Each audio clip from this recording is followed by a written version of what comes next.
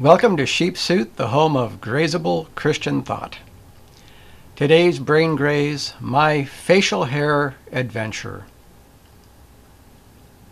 Since the last episode I put up there a little over 3 months ago, I have grown facial hair.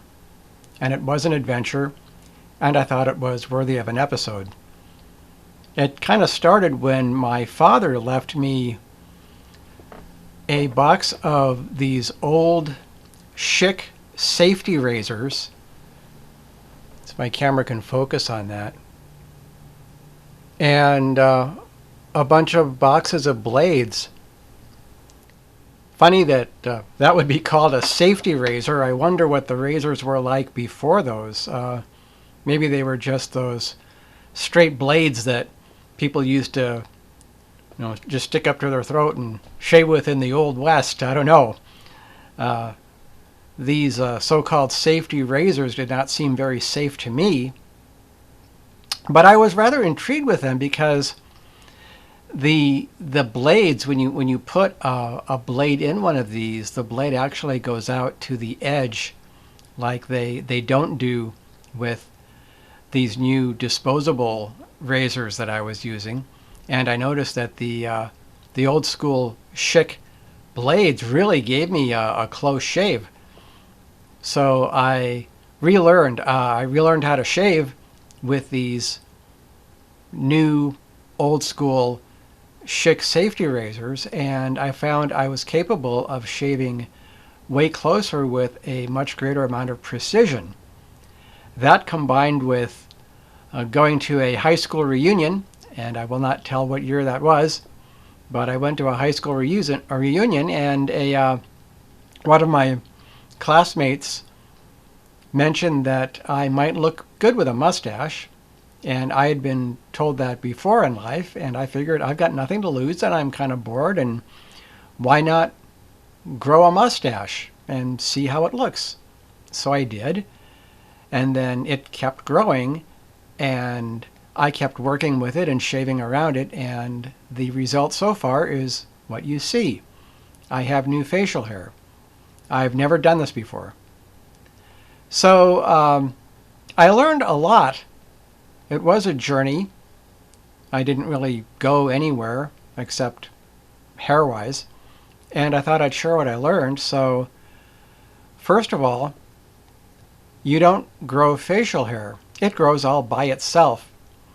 And what my job was to shepherd it, was to guide it along its way.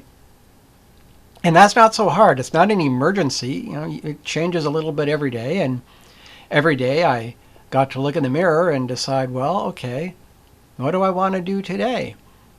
And I noticed to my my pleasurable surprise, my amazement, that it was growing in those places where I couldn't shave easily anyway. It's kind of very convenient to have all this facial hair growing in where it was really hard to get a perfectly smooth shave. Maybe that's why people do this. Something to think about. At least I thought of that. So I learned that the way you grow something is to let it grow and shave it where you don't want it. So that's how I got the shape I have now, and I'm happy with it, and I'm still learning about some subtleties, grooming, and so forth. But I'm very happy with the way it is now.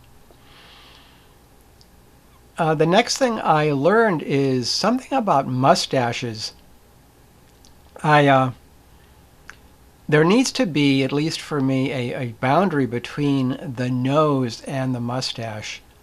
I don't like it when a mustache, at least not on me, okay? This is all about me. These facial hair is a very individual thing, but on me, I really don't like the look of the nose hairs blasting out of my nose and taking over my face. There needs to be a boundary, be it ever so small, between the nose hairs and the facial hairs.